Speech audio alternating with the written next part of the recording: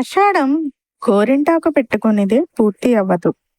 పెట్టుకోకపోతే ఏదో వింతగా ఉంటుంది. ఎంత మోడ్రన్ అమ్మాయిలైనా కంపల్సరీగా గోరింటాకు పెట్టుకుంటాను అంటారు. అలాంటి గోరింటాకు కథని ఇప్పుడు మీకు వినిపించాలనుకుంటున్నాను. పార్వతీదేవికి మరో పేరు గౌరీదేవి. గౌరీదేవి బాల్యంలో తన స్నేహితురాళ్లతో కలిసి వనంలో ఆటలాడే సమయాన రజస్వల అవుతుంది. ఆ రక్తపు చుక్క నేలపైన తాకినంతనే ఒక మొక్క పుడుతుంది. ఆ వింతను తన స్నేహితురాళ్ళు పర్వతరాజుకు చెప్పగా సతీ సమేతంగా చూసేందుకు వస్తాడు.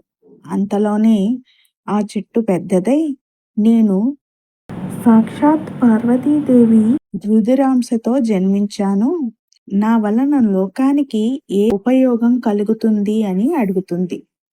అప్పుడు గౌరీదేవి చిన్నతనపు చపలతతో ఆ చెట్టు ఆకులు కోస్తుంది. ఆ వేళ్ళు ఎర్రబారిపోతాయి. అయ్యో, బిడ్డ చెయ్యి కందిపోయిందే అని పార్వతీదేవి తల్లిదండ్రులు బాధపడతారు.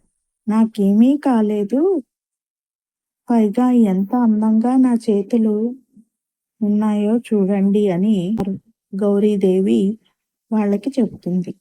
పర్వతరాజు ఇకపై స్త్రీ సౌభాగ్యానికి చిహ్నంగా ఈ గౌరింటాకును, గౌరీ వల్ల పుట్టిన మొక్క కాబట్టి గౌరీ ఇంటి ఆకు, అది కాలక్రమేణా గోరింటాకుగా పిలవబడుతుంది.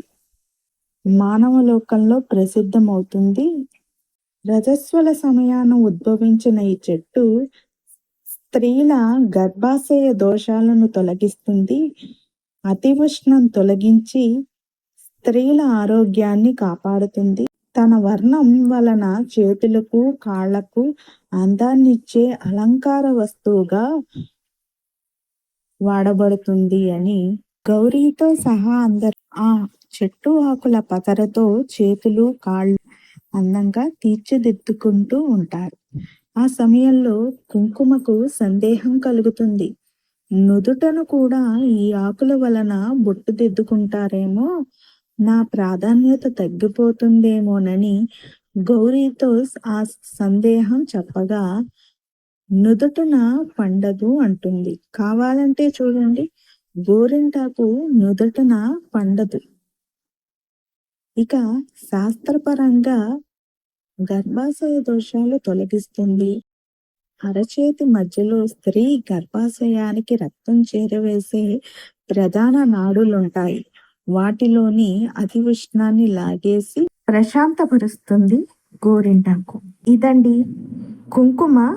గోరింటాకును చూసి ఎందుకు భయపడిందో తెలుసుకున్నారు కదూ. గోరింటాకు ఎలా పుట్టిందో ఆ కథను కూడా తెలుసుకున్నారు కదూ. ఇలాంటి మంచి మంచి కథల్ని మీకు మరిన్ని వినిపించాలనుకుంటున్నాను. నా ఛానల్ని సబ్స్క్రైబ్ చేసుకుంటారు కదూ.